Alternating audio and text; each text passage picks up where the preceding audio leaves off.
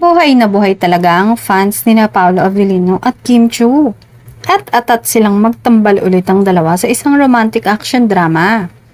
May storyline na sila na sa umpisa raw ay parang magkaaway ang dalawa, pero magkakainlaban sa huli.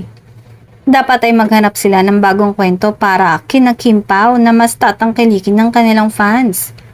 Marami ang mas bet ang modern love story na hindi makokopya.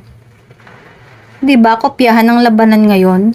Masyado na daw common yung mga ordinary love story ngayon sa mga palabas. Bukas na nga malalaman ang pagsasamahan nilang serye, kaya naman excited na ang mga fans ngayon pa lang.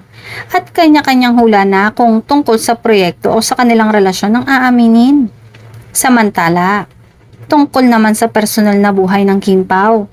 Basta sana daw ay seryoso si Paolo kay Kim. Parang napakabuting tao kasi ni Kim kung hindi siseryosohin ng aktor.